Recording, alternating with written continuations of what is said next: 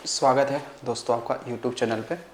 तो आज हम लोग देखने जा रहे हैं अप्रैल मंथ का जो करंट अफेयर है, इसके बारे में हम लोग चर्चा करेंगे और परिचर्चा करेंगे। वैसे तो आप देखेंगे कि यहाँ पर जो करंट अफेयर के यहाँ पर क्वेश्चनों की संख्या वो 25 हम लेकर आ रहे हैं, ठीक है। बाकी आगे कंटिन्यू उसको रखेंगे। तो अप्रैल माह का जितना भी क्या होगा करंट अफेयर होगा वो आपको कराया जाएगा और उसका अच्छे से एक्सप्लेनेशन भी किया जाएगा। तो आज हम लोग क्या चल रहे हैं, अप्रैल माह का जो देखेंगे कौन सा, तो यहाँ पर पहला भाग है, ठीक है। पहला भाग है, इसको देखने चल रहे हैं, ठीक है। चलिए चलते हैं आज के पहले क्वेश्चन पे। आज का पहला क्वेश्चन है कि भारत का पहला कृत्रिम मेघा शहर किस शहर में विकसित किया जा रहा है? सिकंदराबाद तेलंगाना में, बेंगलुरु कर्नाटक में, विजयवाड़ा आंध्र प्रदेश में, लखनऊ उत्तर प्रदेश में। तो जो इसका सही आंसर है वो आपका कौन सा बन जाएगा? तो इसका सही आंसर आपका है लखनऊ उत्तर प्रदेश, ठीक है। क्वेश्चन देखिएगा। अगला क्वेश्चन है कि निम्नलिखित में से कौन सा राज्य स्टार्टअप रैंकिंग में 2022 में उत्कृष्ट प्रदर्शनकारी संवर्ग में है? गुजरात, महाराष्ट्र, कर्नाटक, तेलंगाना। सही कोड क्या है? क्या 1, 3 है, क्या 1 और 2, 3 है, केवल 1 है, या फिर ये सभी है? तो वैसे इस रैंकिंग में देखा जाए तो पहले स्थान पे जो रहा था वो गुजरात था, ठीक है। कौन था? गुजरात था। फिर इसके बाद में कर्नाटक था। तो सही आंसर क्या हो जाएगा? केवल 1 और 3। क्या होगा? केवल 1 और 3 सही हो जाएगा इसमें, ठीक है। देखिए स्टार्टअप रैंकिंग की बात कर रहे हैं।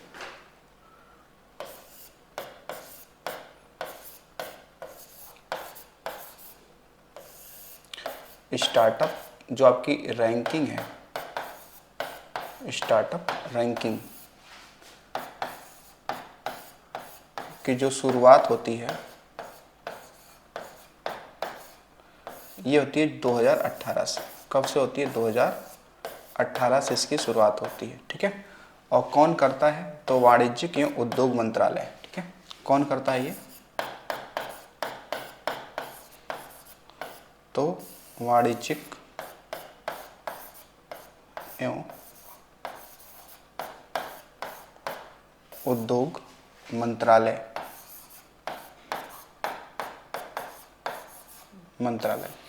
तो वाणिज्यिक एवं उद्योग मंत्रालय द्वारा ये क्या होता है कि हर साल स्टार्टअप रैंकिंग की शुरुआत होती है। उसमें देखा जाता है कि किस राज्य में स्टार्टअप्स यानी कि नए बिजनेस की शुरुआत में कौन सा राज्य कितना उसको प्रोत्साहित कर रहा है और कौन सा राज्य आगे है। तो इस बार 2022 में देखा जाएगा तो उसमें गुजरात और कर्नाटक ये दो क्या रहे? टॉप पे रहे हैं, ठीक है। चलिए अगला क्वेश्चन देखिएगा। अगला क्वेश्चन है कि भारत में सर्वाधिक क्रेडिट कार्ड जारी करने वाला बैंक कौन सा है? HDFC बैंक, ICICI बैंक, या SBI कार्ड्स, या एक्सिस बैंक। तो इसमें जो सही आंसर है वो आपका हो जाता है HDFC बैंक। कौन सा होगा? HDFC बैंक, यानी कि HDFC बैंक, ठीक है। HDFC bank. तो जो HDFC बैंक है, यानी कि HDFC बैंक है, इसकी स्थापना कब होती है? तो 1994 में, ठीक है। और इसका हेडक्वार्टर कहाँ पे है? तो इसका हेडक्वार्टर है आपका मुंबई में। कहाँ पे है? हेडक्वार्टर कहाँ पे है? मुंबई में, ठीक है। तो HDFC का जो फुल फॉर्म होता है वो होता है हाउसिंग, ठीक है, डेवलपमेंट फाइनेंस कॉरपोरेशन। क्या इसका फुल फॉर्म क्या है HDFC का? तो हाउसिंग डेवलपमेंट फाइनेंस कॉरपोरेशन, ये क्या इसका फुल फॉर्म होता है, ठीक है। बाकी यहाँ पे देखेंगे ICICI बैंक का मुख्यालय भी मुंबई में ही है, ठीक है। और इसकी स्थापना 1993 में होती है, ठीक है। एक्सिस बैंक का मुख्यालय भी मुंबई में, स्थापना 1994 में होती है। और SBI को तो पता है कि 1955 में होगी, मुख्यालय मुंबई में होगा। अगला देखिएगा कि भारत में विदेशी विनिमय कोषों का अभिरक्षक कौन सा निकाय है? यानी कि जो विदेशों से जो मुद्राएं हमारे देश में आती हैं तो उनका जो विनिमय है, जो एक्सचेंज है, उसको कौन संभालता है? कौन विभाग देखता है?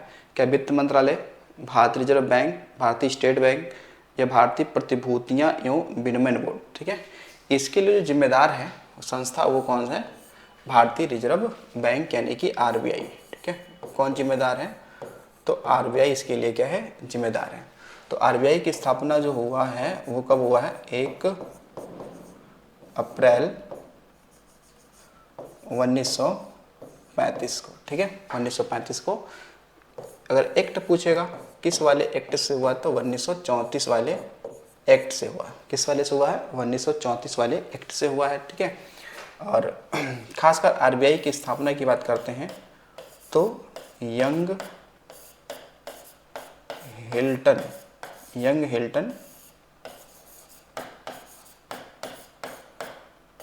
आयोग की सिफारिश पर।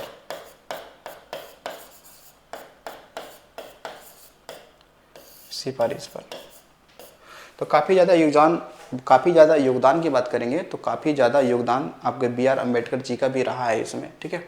उसके अलावा देखिए जो आपके आरबीआई है, आरबीआई का मुख्यालय की बात करते हैं तो मुख्यालय तो पहले था कोलकाता में। पहले कहाँ था, कोलकाता में था, ठीक है। लेकिन 1937 में इसे ट्रांसफ़र कहाँ कर दिया गया, तो मुंबई में। कहाँ, 1937 में मुंबई लाया गया, ठीक है। तो शुरुआती दौर में कहाँ था, कोलकाता में था, ठीक है। कहाँ था, कोलकाता में था। तो जो आरबीआई है ये 4 देशों का केंद्रीय बैंक रह चुकी है। कितने देशों का, 4 देशों का केंद्रीय बैंक रह चुकी है। और वर्तमान में ये केवल भारत की क्या है, केंद्रीय बैंक है, नहीं तो इससे पहले 4 देशों का केंद्रीय बैंक रह चुकी है। कौन, आरबीआई। तो आरबीआई क्या करती है कि 1 साल में मौद्रिक नीतियों की बैठक करती है, या फिर 1 साल में कम से कम 4 मौद्रिक नीति आते हैं, ठीक है, या जारी की जाती है मौद्रिक नीति 1 साल में 4 बार, ठीक है। अच्छा ये नीचे देखिएगा, भारतीय प्रतिभूतियों विनिमय बोर्ड, ये कौन है, तो ये सेबी की बात चलती है, ठीक है। सेबी, ये है सेबी। सेबी का मतलब फुल फॉर्म क्या है, तो securities exchange board of India, securities exchange board of India, ठीक है। तो इसकी स्थापना की बात करेंगे तो इसकी स्थापना कब होती है, 1988 में। जबकि इसका जो एक्ट आता है वो आता है 1992 में। कब आता है, 1992 में। सेबी का वर्तमान में अगर देखते हैं अध्यक्ष कौन है, तो वह है माधवी पुरी बुच, ठीक है। तो ये पहली महिला क्या है, सेबी की क्या है, ये अध्यक्ष है, क्या है, पहली महिला क्या है, ये सेबी की अध्यक्ष है। और इसका मुख्यालय कहाँ पे है, इसका मुख्यालय अगर देखेंगे हेडक्वार्टर, तो ये मुंबई में ही है। कहाँ पे है, मुंबई में है, ठीक है। कहाँ पे हो जाएगा, मुंबई में हो जाएगा, ठीक है। तो अगला क्वेश्चन देखते हैं। अगला क्वेश्चन है कि गारंटी शुदा कीमत योजना किस दाल की खरीद के लिए की गई है, मसूर की, चना की, तूर की या उड़द की। तो सही आंसर क्या है, तूर। देखिए जो अरहर है, अरहर का एक अन्य नाम है, क्या है, तूर दाल। क्या बोलते हैं इसे हम लोग, तूर दाल भी कहते हैं, ठीक है। अरहर को हम लोग क्या कहते हैं, तूर दाल कहते हैं, ठीक है। अगर दालों की बात करें तो दाल जो होते हैं ना, ये प्रोटीन के स्रोत होते हैं। ये क्या होते हैं, प्रोटीन के स्रोत हैं। यानी कि प्रोटीन की मात्रा, यानी दाल में प्रोटीन की मात्रा पाई जाती है, लेकिन सबसे अधिक प्रोटीन सोयाबीन में पाया जाता है, दाल में भी पाया जाता है, ठीक है। तो प्रोटीन का स्रोत एक क्या है, दाल है, ठीक है। और देखिएगा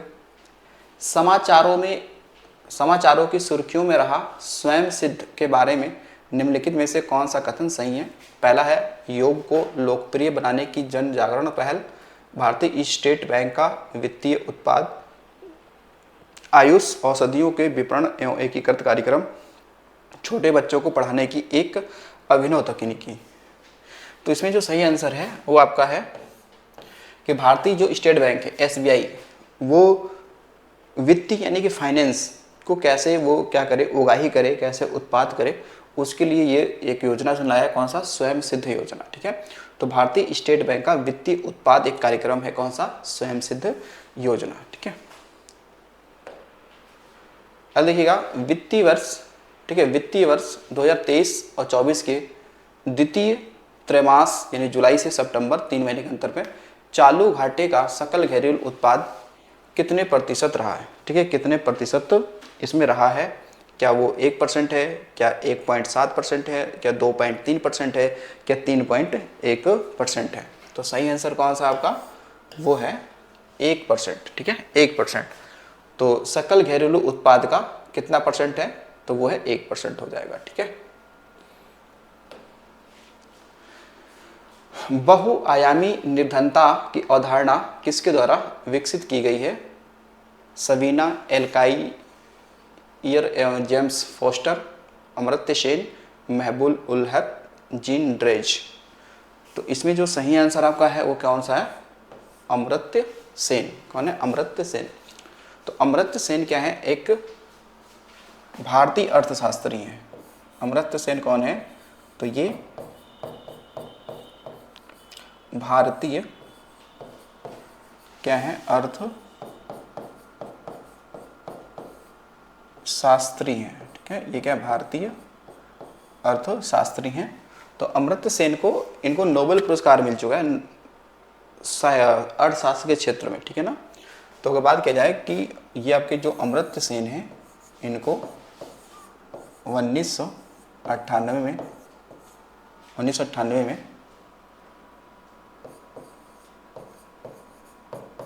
कल्याणकारी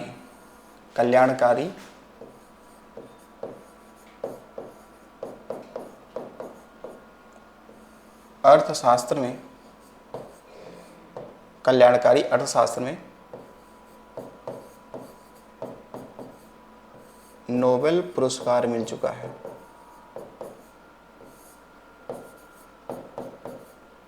प्राप्त कर चुके हैं। ठीक है, नोबेल पुरस्कार प्राप्त कर चुके हैं। तो इन्होंने एक कॉन्सेप्ट दिया था, क्या? बहुआयामी निर्धनता की अवधारणा को दिया था।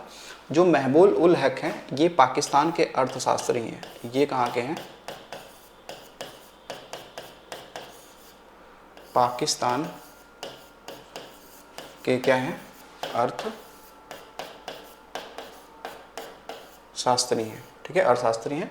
तो ये पाकिस्तान के फाइनेंस मिनिस्टर भी रह चुके हैं। ठीक है, फाइनेंस मिनिस्टर भी रह चुके हैं। अगला देखना, अगला है कि नीति आयोग के एक आकलन के अनुसार 2013-14 एवं 22-23 के बीच बहुआयामी निर्धनता में रह रहे लोगों की संख्या में सर्वाधिक कमी किस राज्य में हुई थी? ठीक है, सर्वाधिक कमी किस राज्य में हुई थी? तो नीति आयोग एक आकलन करता है। ठीक है, बहुआयामी निर्धनता में सबसे कम पूछ रहा है कहाँ पे? तो देखिएगा, ये हो जाएगा कौन सा? उत्तर प्रदेश। कौन सा हो जाएगा? उत्तर प्रदेश। ठीक है, उत्तर प्रदेश। ठीक है, तो उत्तर प्रदेश में देखा गया था कि 2013-14 एवं 22-23 के बीच में जो बहुआयामी, ठीक है ना, जो निर्धनता में रहे लोगों की संख्या में सबसे कमी हुई है वो उत्तर प्रदेश में। यानी कि पहले की अपेक्षा अब 2023-24 में यूपी में गरीबों की संख्या क्या है? कम है। गरीबों की संख्या क्या है? कम है। ठीक है, तो यहाँ पे देखिए एक सूचकांक होता है बहुआयामी गरीबी सूचकांक। ये स्टार्ट 2010 से हुआ था। ठीक है, अगर आ जाए कि बहुआयामी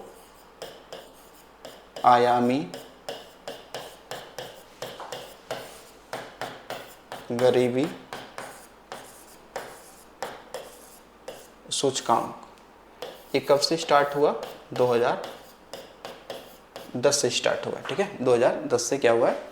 स्टार्ट हुआ है। ठीक है, तो नीति आयोग के बारे में आप समझना। ऐसे जो नीति आयोग की हम लोग बात करते हैं, नीति आयोग की स्थापना कब होता है? तो जनवरी 2015 में। कब होता है? जनवरी 2015 में। तो national institute transforming of India, ये क्या होता है? इसका फुल फॉर्म होता है। ठीक है, national institute transforming of India. ठीक है, तो अब नीति आयोग का जो अध्यक्ष होगा, अध्यक्ष कौन होगा? तो जो प्रधानमंत्री होगा वही क्या होगा? इसका अध्यक्ष बन जाता है। क्या बन जाता है? वही इसका अध्यक्ष बन जाता है। तो नीति आयोग क्या है? नीति आयोग बताएंगे कि एक थिंक टैंक है। क्या है? एक थिंक टैंक है थिंक टैंक का मतलब हो गया, थिंक टैंक का मतलब ये हो गया कि यानी ये केवल सोचेगा और सरकार को बताएगा कि क्या करना है, ठीक है, क्या करना है, ठीक है। चलिए अगला क्वेश्चन देखिएगा। अगला क्वेश्चन है कि प्रधानमंत्री सूर्योदय योजना के बारे में निम्नलिखित कथनों में से कौन सा कथन सही नहीं है, ठीक है। तो देखो यहाँ पर ये लिखा हुआ है कि सही नहीं है, ठीक है, यहाँ पर देखना है सही नहीं है। इसमें लिखा है कि इस योजना की घोषणा 22 जनवरी 2024 को प्रधानमंत्री द्वारा स्वयं की गई थी, ठीक है। ये बात भी क्या है, सही है कि हाँ कि 22 जनवरी को ही, ठीक है, 22 जनवरी को ही ये घोषणा किया गया था, ठीक है। फिर लिखा है कि इस योजना के अंतर्गत कितने 1 करोड़ घरों की छत पर, मतलब परिवार को 1 करोड़ परिवारों की छत पर सौर ऊर्जा संयंत्र लगाए जाएंगे। हाँ ये भी बात है, इसमें इसका भी मेंशन कर रखा है, ठीक है। फिर नीचे लिखा हुआ है कि इस योजना का क्रियान्वयन राज्य सरकार द्वारा अपने स्वयं के स्रोतों से किया जा रहा है। नहीं, ये राज्य सरकार की योजना नहीं है, ये राज्य सरकार की योजना नहीं है, केंद्र सरकार की क्या है ये योजना है, ठीक है। तो हालांकि ये देखा जाएगा कि इसमें सब्सिडी के रूप में राज्य सरकार और केंद्र सरकार दोनों ही इंक्लूड है, और कुछ पैसे देखा जाएगा तो वो जो व्यक्ति लेगा कनेक्शन वो खुद ही लगाएगा उसमें, लेकिन ये राज्य सरकार के स्वयं के स्रोतों पर आधारित नहीं है, ठीक है। योजना का लक्ष्य निर्धनों एवं मध्यम वर्ग के परिवारों में बिजली बिल की लागत को कम करना है। हाँ ये भी बात तो सही है, यानी ये 3 बातें तो सही हैं। ये 3 बातें क्या हैं, ये 3 बातें तो सही हैं। सही नहीं कौन सी बात है, ठीक है, तो सही नहीं है वो है ऑप्शन नंबर आपका 3। कौन सा है, 3। तो ये वाली बात क्या है आपको सही हो जाएगी, ठीक है। अब देखिएगा सौर ऊर्जा की जब बात करते हैं तो इसको आजकल बढ़ावा दिया जा रहा है, सौर ऊर्जा, सौर ऊर्जा। तो सौर ऊर्जा देखेंगे तो एक क्या है, एक नवीकरणीय, क्या है, एक क्या है, नवीकरणीय ऊर्जा है, ठीक है। क्या है, नवीकरणीय ऊर्जा है। कैसा, नवीकरणीय ऊर्जा है, ठीक है। तो सौर ऊर्जा एक नवीकरणीय क्या है, ऊर्जा है, जो एनर्जी जो प्रोड्यूस होगी उसमें और कह सकते हैं कि प्रदूषण काफ़ी कम होगा और हमारे इन्वायरमेंट को काफ़ी कम नुकसान पहुंचता है, ठीक, सौर ऊर्जा से, ठीक है। तो जैसे आप देखेंगे एक संस्था है, कौन सा, अंतर्राष्ट्रीय, सुना होगा, अंतर्राष्ट्रीय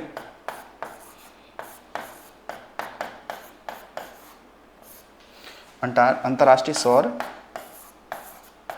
गठबंधन, अंतर्राष्ट्रीय गठबंधन ISA, इंटरनेशनल सोलर अलायंस, ठीक है।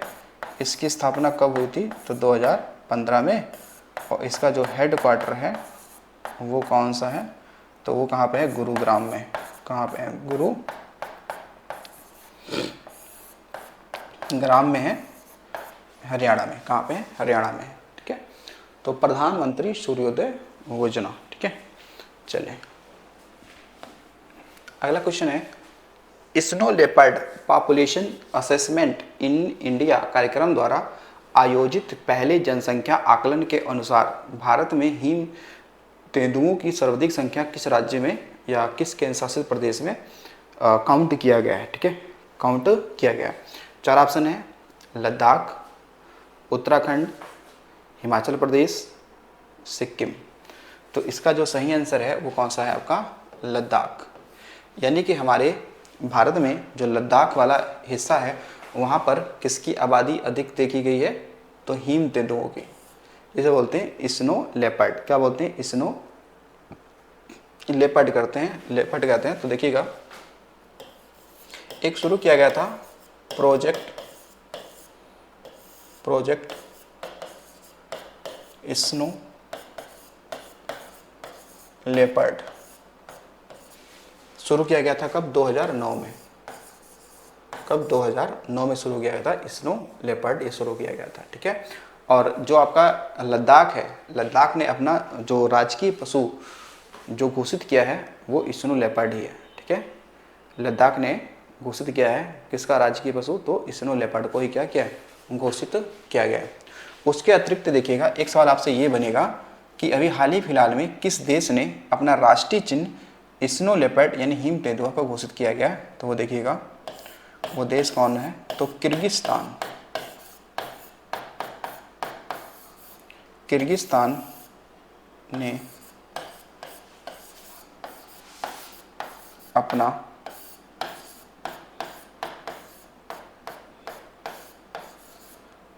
राष्ट्रीय चिन्ह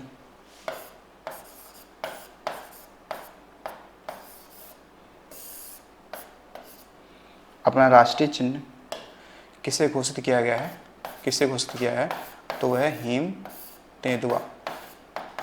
ठीक है, हिम तेंदुआ को ही क्या किया है, घोषित किया। हिम तेंदुआ का ही क्या किया, घोषित किया। ठीक है, और जो किर्गिस्तान है इसकी राजधानी हो जाती है कौन सी, बिश्केक।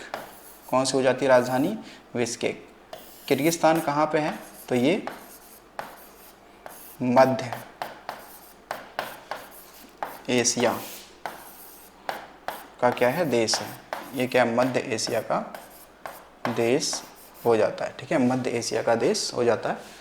तो बिश्केक किर्गिस्तान की क्या राजधानी है, तो किर्गिस्तान ने अपना राष्ट्रीय चिन्ह हिम तेंदुआ को क्या किया, घोषित किया। ठीक है, और हमारे भारत में सबसे अधिक हिम तेंदुआ कहाँ मिलेंगे, लद्दाख में मिलेंगे। ठीक है, उत्तराखंड, हिमाचल प्रदेश, फिर सिक्किम में मिलेंगे। ठीक है, तो ये भी डाटा आपको ध्यान रखना है। चलिए अगला क्वेश्चन देखिएगा। अगला क्वेश्चन है कि भारत सरकार ने कितनी महिलाओं को लखपति दीदी बनाने का लक्ष्य निर्धारित किया है, 50 लाख, 1 करोड़, 2 करोड़ या 3 करोड़। ठीक है, तो भारत सरकार ने देखिएगा कितने, तो 2 करोड़, कितने, 2 करोड़ महिलाओं को लखपति दीदी बनाने का क्या किया, ये संकल्प लिया है। इनको रोजगार प्रोवाइड करा के इनको क्या करना है, लखपति दीदी बनाना है। ठीक है, तो कितने हैं, तो 2 करोड़ हो जाएगा। कितना, 2 करोड़ हो जाएगा। ठीक, अगला देखिएगा क्वेश्चन। अगला क्वेश्चन है कि समाचार की सुर्खियों में रहा चुशुल क्षेत्र निम्नलिखित में से किस राज्य या केंद्र शासित क्षेत्र में स्थित है, अरुणाचल प्रदेश में, सिक्किम में, हिमाचल प्रदेश में या लद्दाख में। तो सही आंसर क्या आपका, लद्दाख हो जाएगा। ठीक है, लद्दाख हो जाएगा। तो लद्दाख में LAC से 5 किलोमीटर पूर्व में एक ऐतिहासिक क्या है, युद्ध स्थल है। क्या है, युद्ध स्थल, जिसका नाम है चुशुल। नाम क्या है, चुशुल। क्या नाम है, चुशुल। तो ये क्या है, LAC से 5 किलोमीटर दूर है। ठीक है, तो LAC का जो फुल फॉर्म है, LAC का जो फुल फॉर्म होता है वो देखिए क्या है, LAC का फुल फॉर्म है लाइन ऑफ एक्चुअल कंट्रोल। क्या नाम है, तो लाइन ऑफ एक्चुअल कंट्रोल। ठीक है, लाइन ऑफ एक्चुअल कंट्रोल होता है LAC का मतलब। ठीक है, तो ये जो LAC है ये क्या है, कह सकते हैं LAC भारत और चीन के बीच क्या है, एक अंतर्राष्ट्रीय सीमा है। अंतर्राष्ट्रीय सीमा है, अंतर्राष्ट्रीय सीमा है। ठीक है, और जो LOC है, एक आपको मिलेगा LOC। तो LOC जो है वो भारत और पाकिस्तान के बीच में अंतर्राष्ट्रीय सीमा है। ठीक है, LOC। ठीक है, LOC जो डूरंड रेखा है वो पहले भारत और अफगानिस्तान के बीच में था, लेकिन वर्तमान में डूरंड रेखा पाकिस्तान और अफगानिस्तान के बीच में अंतर्राष्ट्रीय सीमा शेयर कर रहा है। ठीक है, लेकिन आप हमें बताएंगे, ये कमेंट में आप बताएंगे हमें, ये कमेंट में हमें बताएंगे कि जीरो लाइन जीरो लाइन अंतर्राष्ट्रीय सीमा, ठीक है, किस दो देशों के बीच में है, देशों के बीच में है, ठीक है। आपको विदाउट ऑप्शन बताना है, ठीक है, विदाउट ऑप्शन आपको बताना है। तो ये कमेंट बॉक्स में आप बताओ कि जीरो लाइन जो अंतर्राष्ट्रीय सीमा है वो किन दो देशों के बीच में, ठीक है, किन दो देशों के बीच में। तो चुशुल ये कहाँ पे स्थान है, लद्दाख में, ठीक है। अच्छा, लद्दाख से थोड़ी और भी हम लोग बात करते हैं। तो देखो लद्दाख सवाल आपके बन सकते हैं। देखिए लद्दाख में आपका है हेमिस मठ, ठीक है, हेमिस क्या है, मठ भी है, उसके अलावा हेमिस नेशनल पार्क भी है, ठीक है। इसके अलावा हेमिस क्या है, नेशनल पार्क, जो भारत का क्या है, सबसे बड़ा नेशनल पार्क है। और सर्दी की ऊंचाई पर भी नेशनल पार्क है, कौन सा, लद्दाख। कौन सा हो जाएगा, लद्दाख, ठीक है। तो चलिए अगला क्वेश्चन देखिएगा। अगला क्वेश्चन है कि समाचार पत्रों की सुर्खियों में रहा व्यास जी का तहखाना, ठीक है, क्या है, व्यास जी का तहखाना, ठीक है, व्यास जी का तहखाना किस शहर में स्थित है, अयोध्या में, मथुरा में, बनारस में या उज्जैन में। तो सही आंसर क्या है इसका, बनारस, ठीक है। कहाँ पे है, बनारस में। कहाँ पे है भाई, बनारस में है। तो देखिएगा, तो बनारस में कह सकते हैं जो ज्ञानवापी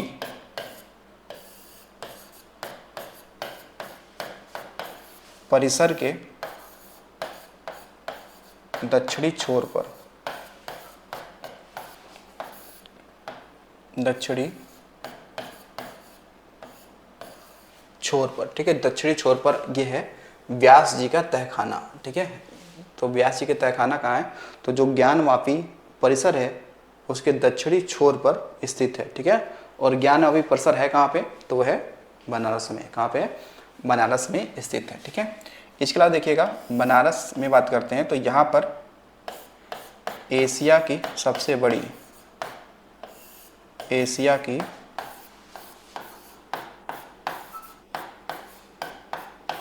सबसे बड़ी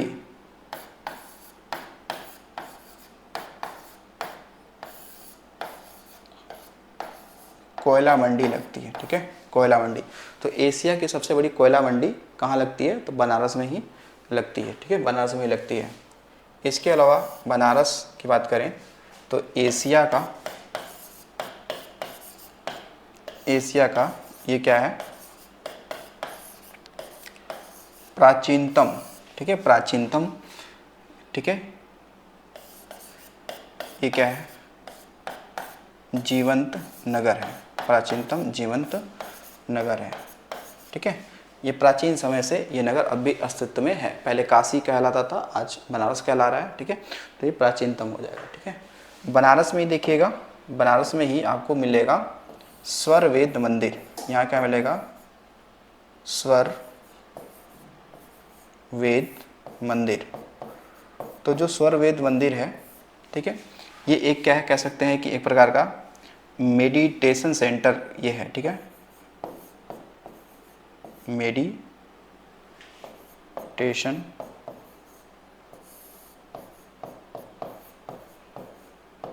सेंटर है, ठीक है। तो मतलब ये स्वर वेद जो मंदिर है, इसमें कोई मूर्ति नहीं है, इसमें कोई मूर्ति नहीं है। ये एक प्रकार का योगासन स्थल है, क्या है, मेडिटेशन सेंटर है, जहाँ पर एक साथ में लोग 2000 से ज़्यादा लोग यहाँ पे एक साथ बैठकर योगा कर सकते हैं, मेडिटेशन कर सकते हैं यहाँ पर। तो स्वर वेद मंदिर अभी ये खासकर बना है, बनारस में ही बना है, ठीक है। ये भी करंट अफेयर का ये भी सवाल एक है।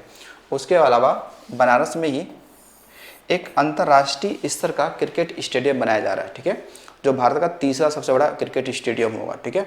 और वो शिव थीम पर आधारित होगा, ठीक है, शिव थीम पर आधारित होगा, ठीक है। तो शिव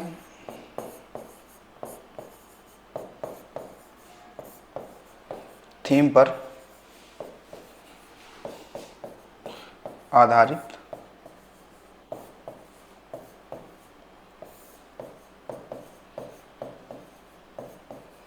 क्रिकेट स्टेडियम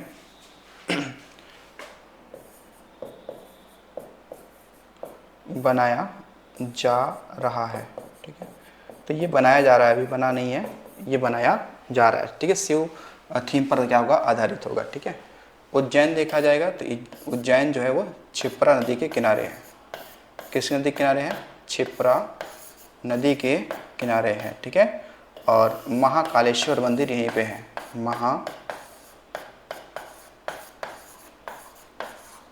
महाकालेश्वर मंदिर। ठीक है, महाकालेश्वर मंदिर आपको यही मिल जाएगा। ठीक है, ये भी आपको इस बात को ध्यान रखना। बाकी उज्जैन में देखा तो उज्जैन में तो मेला लगता ही लगता है, महाकुंभ का मेला यहाँ पर भी लगता है। ठीक है, चलिए अगला क्वेश्चन देखते हैं हम लोग। अगला क्वेश्चन है कि निम्नलिखित में से किस राज्य की सरकार ने भैंसों एवं बुलबुल की पारंपरिक लड़ाइयों को अधिकृत तौर पर फिर से प्रारंभ करने की पहल की है। ठीक है, फिर से पहल की है। तो देखिएगा ये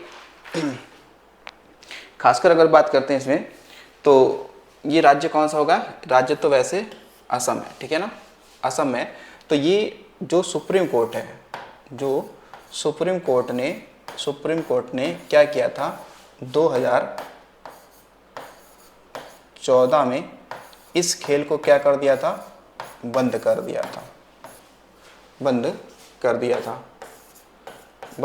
था। ठीक है, लेकिन अभी क्या हुआ है कि जो पशु क्रूरता निवारण अधिनियम जो 2023 है उसमें संशोधन किया गया है। ठीक है ना, यहाँ पे क्या है कि जो अभी पशु क्रूरता निवारण एक्ट 2023 में क्या किया गया है, संशोधन किया गया है। ठीक है, क्या किया है, संशोधन किया गया है, और इसे फिर से सुप्रीम कोर्ट ने कहा है कि ये फिर से स्टार्ट किया जा सकता है। ठीक है ना, तो ये भैंसों और बुलबुल की जो पारंपरिक जो लड़ाई है, ये असम का फेमस है। कहाँ का, असम का फेमस है। ये जो खासकर असम में आपने देखा कि असम में एक साल में 3 बार बिहू पर्व मनाया जाता है। एक साल में 3 बार बिहू पर्व मनाया जाता है। उसमें से जो माघ बिहू होता है, तो माघ बिहू वाले में, ठीक है ना, यानी कि माघ बिहू वाले में ये वाली पारंपरिक लड़ाई शुरू की जाती है। ठीक है, तो असम में क्या आएंगे कि असम में किस पर, तो माघ बिहू के अवसर पर यह खेल आयोजित होता है। यह खेल आयोजित होता है। ठीक है, आयोजित होता है। ठीक है, तो असम में माघ बिहू वर्ष में 3 बार मनाया जाता है, लेकिन माघ बिहू को ये क्या होता है, आयोजित किया जाता है। ठीक है, ये आयोजित किया जाता है। अब उसके अलावा देखिएगा, सवाल आपसे पूछा जा सकता है यहाँ पर कि एक खासकर असम में एक खासकर ये मुरुगुप्पा करके ऐसे कुछ एक लोक नृत्य है जो यहाँ पे खासकर फेमस है। तो असम में वैसे देखेंगे तो यहाँ पे शास्त्रीय नृत्य कौन सा है, सत्रिया जो है, सत्रिया ये आपका 8वां क्या है, शास्त्रीय नृत्य है। कौन सा है, शास्त्रीय नृत्य है। ठीक है, जो किसके सहयोग से शुरू हो पाया है, शंकर देव का सहयोग इसमें क्या रहा है, ज़्यादा रहा है। ठीक है, फिर इसका में अंकिया नाट। ठीक है, अंकिया नाट ये क्या है, लोक नृत्य है जो कहाँ का है, असम का ही क्या है, प्रसिद्ध है। ठीक है, असम का ही क्या है, प्रसिद्ध है। ठीक है, उसके बाद देखें असम में ही खासकर देखेंगे नीलांचल पर्वत पर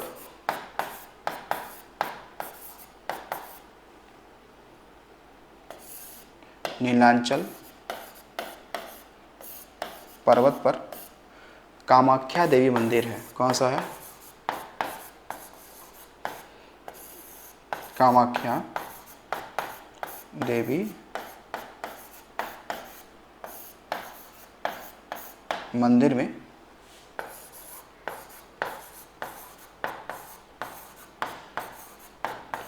अम्बुबाची का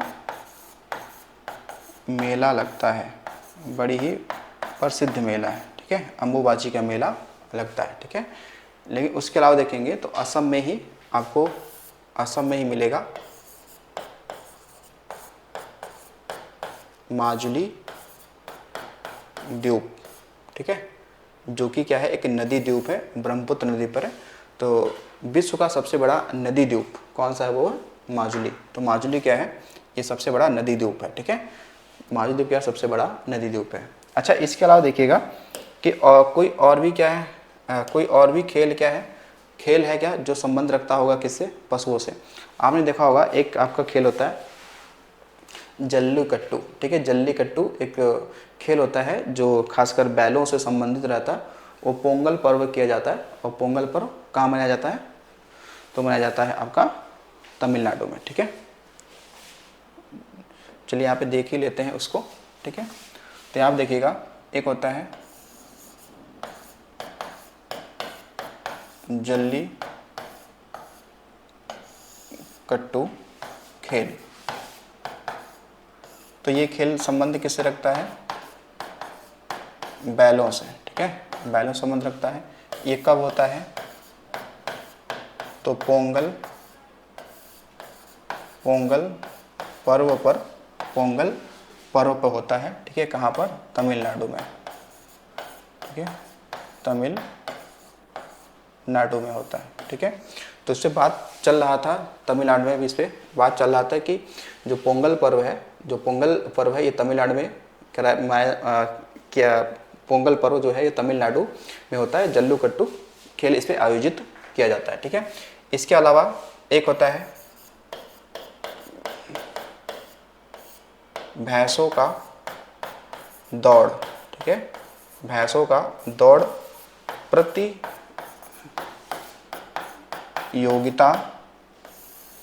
धानों के खेत में कराया जाता है, धान के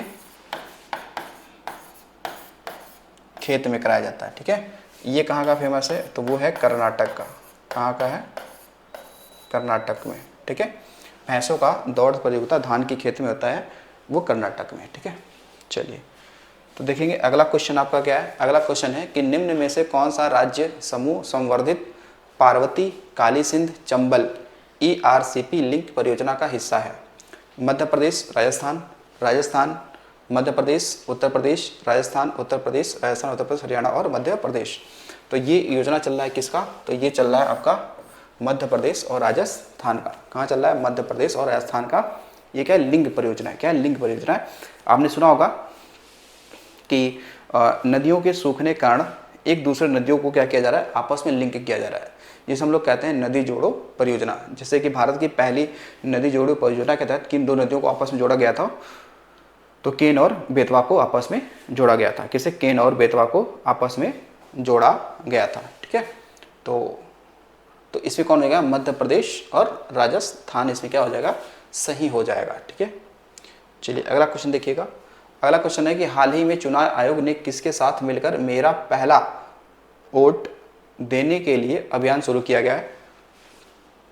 पर्यटन मंत्रालय द्वारा, शिक्षा मंत्रालय द्वारा, महिला एवं बाल विकास मंत्रालय द्वारा, या इनमें से कोई नहीं, या इनमें से कोई नहीं।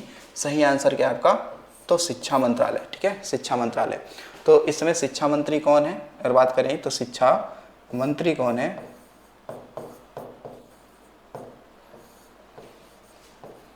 शिक्षा मंत्री की बात करते हैं तो वो है धर्मेंद्र प्रधान, ठीक है। वो कौन है? धर्मेंद्र प्रधान, ठीक है। तो ये क्या है? आपके इस समय शिक्षा मंत्री हैं, ठीक है। कौन है? शिक्षा मंत्री हैं धर्मेंद्र प्रधान, ठीक है। तो ये शिक्षा मंत्रालय का एक पहल है ताकि मेरा पहला वोट देश के लिए, एक प्रकार का ये सॉन्ग भी है, ठीक है, एक प्रकार का ये सॉन्ग है जिससे अवेयरनेस फैलाया जा रहा है कि वोट आपका होना चाहिए देश के लिए, ठीक है। तो आपने सुना था कि एक चुनाव एक राष्ट्र एक चुनाव, ठीक है। एक राष्ट्र एक चुनाव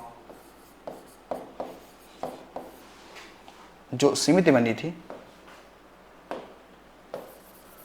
ठीक है, समिति, तो एक राष्ट्र एक चुनाव समिति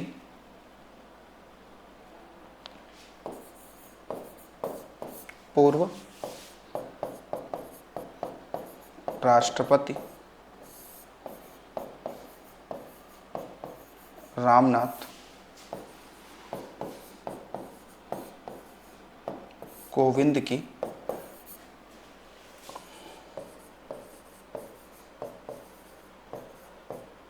अध्यक्षता में गठित किया गया था, ठीक है, गठित किया गया था। ये आपको ध्यान रखना है, ठीक है। तो चलिए देखते हैं अगला क्वेश्चन, ठीक है। हर वर्ष किस तिथि को राष्ट्रीय टीकाकरण दिवस मनाया जाता है? 21 मार्च को, 16 मार्च को, 16 मई को, 1 मार्च को, ठीक है। तो सही आंसर इसमें क्या होगा? 16 मार्च को, ठीक है, 16 मार्च को, ठीक है, 16 मार्च को मनाया जाता है। तो इस बार अगर देखेंगे हम लोग कि थीम इसकी क्या था, तो सभी के लिए टीके काम करते हैं।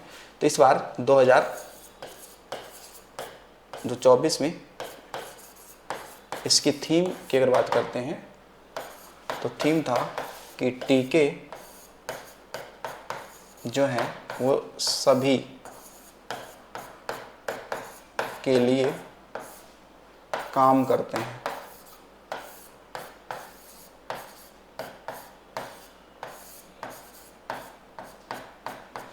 काम करते हैं, ठीक है, ये इस बार की क्या थी? थीम थी, ठीक है, ये इस बार की थीम थी। बाकी आप देखें 21 मार्च को वैसे वन दिवस मनाते हैं, ठीक है, 21 मार्च को हम लोग फॉरेस्ट डे यानी कि वन दिवस मनाते हैं, ठीक है, क्या मनाते हैं? वन दिवस मनाते हैं, ठीक है। तो ये हो जाएगा कब? तो 16 मार्च, ठीक है, कौन सा जाएगा? 16 मार्च हो जाएगा, ठीक है। चलिए अगला क्वेश्चन देखते हैं। अगला क्वेश्चन है कि हाल ही में कहाँ दुनिया की सबसे कम प्रजनन दर दर्ज की गई है, ठीक है। जो फर्टिलिटी रेट है वो सबसे कम कहाँ दर्ज किया गया है? तो वो कौन सा है? दक्षिण कोरिया। कहाँ पे? दक्षिण कोरिया। देखिए दक्षिण कोरिया में थोड़ी अगर बात करते हैं तो इसकी जो राजधानी है दक्षिण कोरिया का वो हो जाएगा सियोल। कौन सा हो जाएगा? सियोल हो जाएगा इसकी राजधानी, ठीक है। और उत्तर कोरिया की राजधानी क्या होगी? तो इसकी हो जाएगी प्योंगयांग। राजधानी क्या हो जाएगी? प्योंगयांग इसकी राजधानी हो जाएगी। और इन दोनों जगह की जो मुद्रा है करेंसी हो जाती है, करेंसी वो क्या हो जाएगी?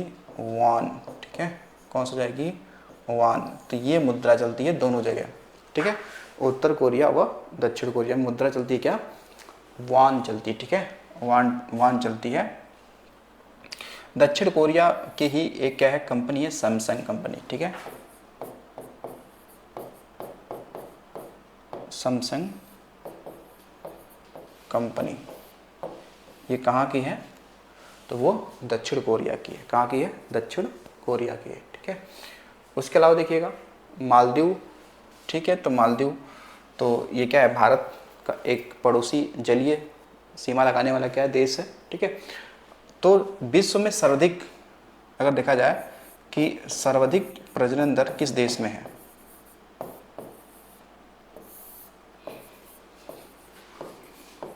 सर्वाधिक प्रजनन दर कहाँ पे है? तो वो है आपका नाइजर में, ठीक है।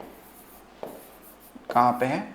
नाइजर एक देश है, तो नाइजर ये अफ्रीका का देश है। तो यहाँ पे प्रजनन दर पूरे वर्ल्ड में क्या है? सबसे ज़्यादा है। और कम कहाँ पे है? तो वो दक्षिण कोरिया में क्या हो गया? सबसे कम देखा गया है, ठीक है। भारत में प्रजनन दर की बात करें कितना है?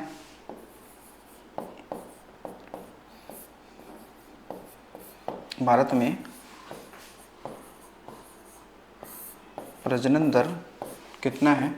तो ये है 2.1, ठीक है, 2.1, यानी कि एक महिला औसतन 2.1 बच्चों को जन्म देती है, कहाँ पे, भारत में, ठीक है। तो अगर यहाँ प्रजनन दर कम हो गया तो आने वाले समय में दक्षिण कोरिया की जो जनसंख्या होगी वो घटेगी, क्या होगी, घटेगी। और नाइजर में प्रजनन दर ज़्यादा है तो आने वाले समय में यहाँ का जनसंख्या जो होगा वो बढ़ेगा, ठीक है। और भारत में जो जनसंख्या दर है वो 2.1 है, तो 2.1 का मतलब है कि यहाँ भारत की जनसंख्या एक स्टेबल जनसंख्या आगे होने वाली है, ठीक है। पहले कभी ज़्यादा थी लेकिन अब आगे चलकर स्टेबल होने वाली है, ठीक है। तो प्रजनन दर कहाँ पे कम दर्ज किया गया है पूरे देश दुनिया में, तो दक्षिण कोरिया हो जाएगा। लिखा है कि किसने ईरान देश के इमेजिंग उपग्रह पार्स 1 को अंतरिक्ष भेजा है, ठीक है। तो ईरान देश के क्या है, एक आपका उपग्रह है, इसका नाम क्या है, तो इमेजिंग उपग्रह पार्स फर्स्ट, ठीक है। इमेजिंग मतलब हो गया कि ये क्या करेगा कि जो ईरान वाले क्षेत्र का या पृथ्वी का क्या करेगा, वो इमेजिंग करेगा, ठीक है। तो अब देखिएगा यहाँ पे किसने लॉन्च किसने किया, तो लॉन्च तो क्या किसने लॉन्च इसमें करेगा, रूस, ठीक है। लॉन्च किसने किया है, तो लॉन्च किया है इसने, रूस ने लॉन्च किया है। किसने लॉन्च किया है, रूस ने लॉन्च किया है। तो रूस की जो अंतरिक्ष एजेंसी है, रूस की जो अंतरिक्ष एजेंसी है, अंतरिक्ष एजेंसी का नाम क्या है, तो रॉसकॉस्मोस, ठीक है। वैसे कॉस्मोस का मतलब ब्रह्मांड होता है, कॉस्मोस का मतलब क्या होता है, ब्रह्मांड होता है। फिर इसका देखिएगा चीन की अगर देखा जाए तो चीन की बात करेंगे तो यहाँ पे चीन की अंतरिक्ष एजेंसी वहाँ की भी यहाँ पर भी है, तो चीन की अंतरिक्ष एजेंसी देखा जाए तो चीन में भी होगा अंतरिक्ष एजेंसी। उसके अलावा अमेरिका की बात करते हैं तो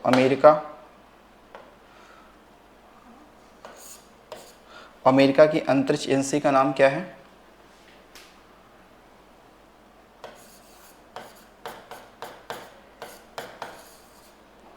अंतरिक्ष एजेंसी। तो अंतरिक्ष एजेंसी का नाम क्या है, तो वह है नासा। क्या नाम है, नासा, जिसकी स्थापना 1958 में हुई थी।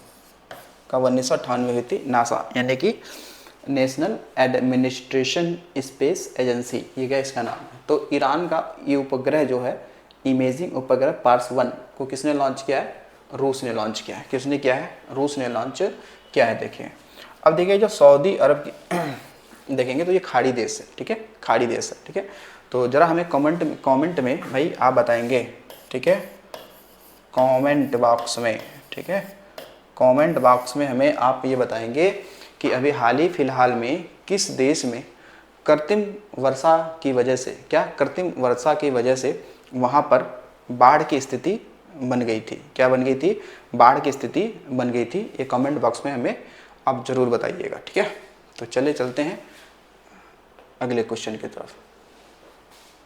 लिखा कि विश्व एथलेटिक्स चैंपियन 2027 का आयोजन कहाँ किया जाएगा, वियना ऑस्ट्रिया में, भारत नई दिल्ली में, नगोया जापान में, या चीन बीजिंग में। तो इसका सही आंसर क्या है, तो चीन बीजिंग में। तो चीन बीजिंग में 2027 में क्या होने वाला है, विश्व एथलेटिक्स चैंपियनशिप होना है, ठीक है, विश्व एथलेटिक्स चैंपियनशिप होना है यहाँ पे, ठीक है। तो देखिएगा चाइना की अगर हम लोग बात करते हैं तो चाइना में आप देखेंगे तो चीन की जो मुद्रा की हम लोग बात करते हैं, मुद्रा वह रेन मिनबी, ठीक है, रेन मिनबी, ठीक है, रेन मिनबी है, ठीक है। दूसरी मुद्रा इसकी क्या है, युआन भी है, ठीक है, दूसरी मुद्रा क्या है, युआन भी है, युआन भी, लेकिन ये क्या है, ऑफिशियली है। ऑफिशियली मुद्रा कौन सी है, तो रेन मिनबी है, ठीक है, कौन सी, रेन मिनबी हो जाती है, ठीक है। चीन की ग्रेट वॉल चीन की ग्रेट वॉल, ठीक है। तो चाइना की जो दीवार है वो अंतरिक्ष से दिखती है, क्या दिखती है, अंतरिक्ष से दिखती है। फिर देखेंगे कि ये बीजिंग में ही, बीजिंग में मुख्यालय किसका है, तो SCO क्या है, मुख्यालय है। तो SCO का मुख्यालय कहाँ पे है, तो वह है बीजिंग में, ठीक है ना। वो कहाँ हो जाएगा, बीजिंग में हो जाएगा, ठीक है। तो चलिए अगला क्वेश्चन देखते हैं। क्वेश्चन नंबर आपका है 22। क्वेश्चन नंबर क्या है, 22। हाल ही में कौन हंगरी के नए राष्ट्रपति बने हैं, ठीक है। कौन नए राष्ट्रपति बने हैं बताना है। तो ये देखिएगा, पुनेरी पल्टन, तामस सुलियोक, डॉक्टर प्रदीप महाजन, S चोकलिंगम, ठीक है। तो सही आंसर इसमें क्या है, ये हो जाएगा आपका तामस सुलियोक। कौन हो जाएगा, तामस सुलियोक हो जाएगा, ठीक है। क्या हो जाएगा, तामस सुलियोक हो जाएगा। अब देखिए यहाँ पर सवाल ये है कि जो हंगरी है, हंगरी ये यूरोप का देश है। कहाँ का देश है, यूरोपियन, ठीक है। ये क्या है, देश है, यूरोपियन देश है। अब जो हंगरी है इसकी जो राजधानी है, राजधानी वह है बुडापेस्ट। क्या है, बुडापेस्ट, ठीक है। अच्छा एक ऐसे मिलेगा आपको बुखारेस्ट। तो बुखारेस्ट हालांकि वो रोमानिया की राजधानी है, ठीक है। अगर आता है यहाँ पर जो रोमानिया देश है ये यूरोप का ही है, तो रोमानिया की राजधानी क्या हो जाएगी, इसकी जो कैपिटल है, रोमानिया की जो कैपिटल वो है बुखारेस्ट, ठीक है। बुखारेस्ट, ये है बुखारेस्ट, ठीक है। अब जो हंगरी में देखा जाए, हंगरी में यहाँ पे शीतोष्ण, कैसा, हंगरी में शीतोष्ण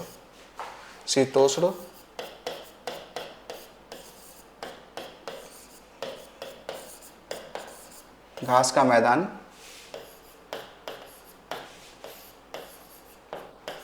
पाया जाता है, जिसे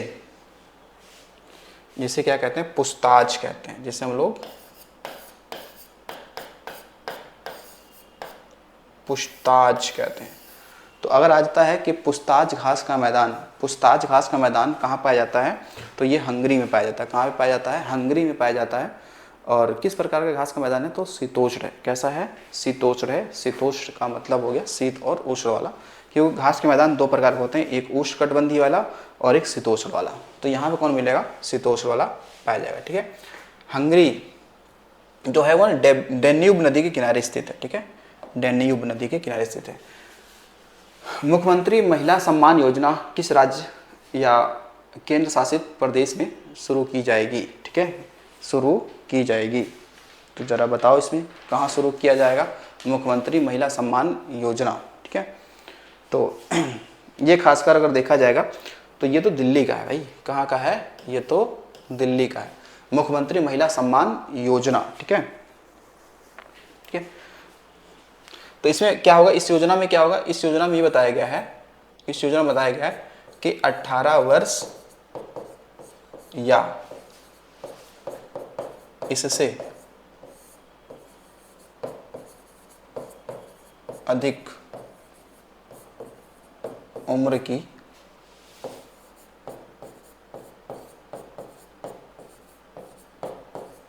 महिलाओं को क्या मिलेगा, वित्तीय सहायता प्रदान किया जाना है, ठीक है। वित्तीय सहायता प्रदान किया जाना है। तो मुख्यमंत्री महिला सम्मान योजना ये दिल्ली सरकार की योजना है। इसमें क्या होगा कि 18 वर्ष या इससे अधिक उम्र के महिलाओं को वित्तीय सहायता प्रदान की जाएगी, ठीक है। वित्तीय सहायता प्रदान किया जाना है, ठीक है। तो देखिएगा दिल्ली की अगर थोड़ी सी बात कर ली जाए तो दिल्ली से सवाल आपसे बन जाता है। दिल्ली में कह सकते हैं कि यहीं पर मिलेगा अक्षरधाम मंदिर, अक्षरधाम मंदिर, ठीक है। तो भारत में सबसे बड़ा ये क्या है, हिंदू मंदिर है, मंदिर है, ठीक है। सबसे बड़ा क्या है, हिंदू मंदिर है, ठीक है। तो ये आपको ध्यान रखना है। चलिए अगला क्वेश्चन देखते हैं। अगला क्वेश्चन है कि हाल ही में किस राज्य में पूर्वोत्तर भारत फिल्म महोत्सव 2024 शुरू हुआ है? मेघालय में, मिजोरम में, मणिपुर में, या इनमें से कोई नहीं, या इनमें से कोई नहीं। हाल ही में किस राज्य में पूर्वोत्तर भारत फिल्म महोत्सव 2024 शुरुआत किया गया? तो इसका सही आंसर क्या है, मणिपुर, ठीक है, मणिपुर। तो मणिपुर की राजधानी क्या है, इम्फॉल, ठीक है, क्या है, इम्फॉल, ठीक है। तो मणिपुर के कह सकते हैं कि जो राज्यपाल हैं, राज्यपाल अनसुईया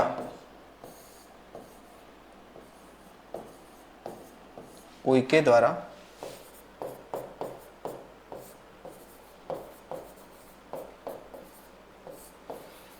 इम्फाल में क्या किया गया, उद्घाटन किया गया, उद्घाटन किया गया है, ठीक है, उद्घाटन किया गया है।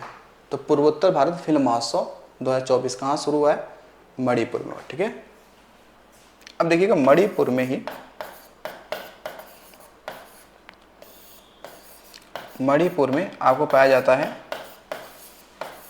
लोकटक झील, जो कि पूर्वोत्तर भारत की सबसे बड़ी मीठे पानी की झील और भारत की दूसरी सबसे बड़ी मीठे पानी की झील है। तो मणिपुर में लोकटक झील के अंदर, ठीक है, विश्व का एकमात्र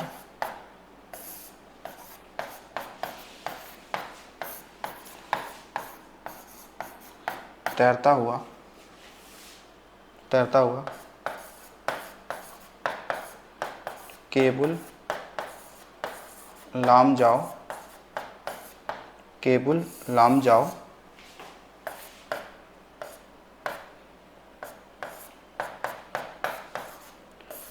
राष्ट्रीय उद्यान स्थित है।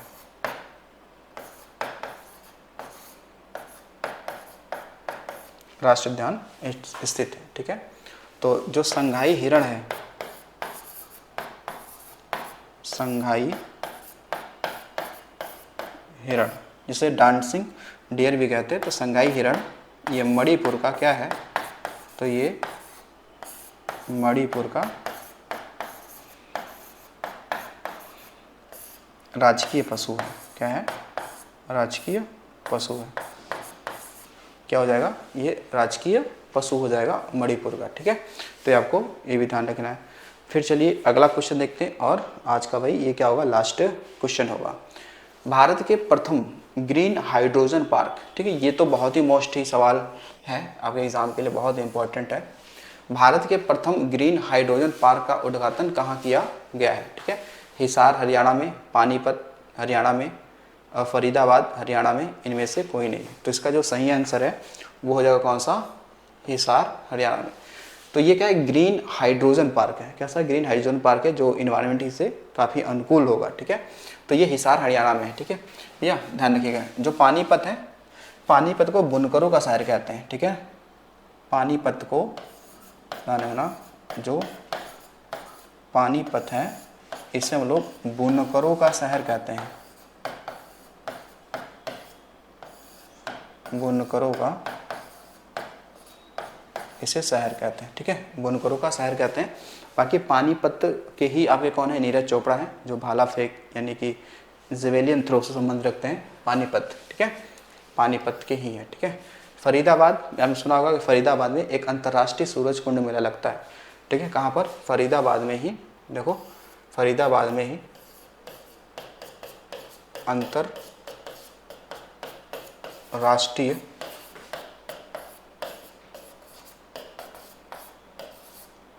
सूरज कुंड मेला लगता है, ठीक है। अंतर्राष्ट्रीय सूरज कुंड मेला कहाँ लगता है, फरीदाबाद बाद में, ठीक है। तो ये फरीदाबाद का नामकरण हुआ है जो आपके निज़ामुद्दीन औलिया के जो गुरु थे बाबा फरीद, तो उनके नाम पे रखा गया, ठीक है। तो फरीदाबाद बाबा फरीद के नाम पे रखा गया है, ठीक है। तो चलिए आज का ये हमारा क्या था, 25 क्वेश्चन था अप्रैल माह का, और बाकी अगले वीडियो में 25 क्वेश्चन को देखते हैं। ऐसे हम लोग अप्रैल माह के करंट अफेयर को समाप्त कर लेंगे, ख़त्म कर लेंगे। तो चलिए मिलते हैं अगले वीडियो में।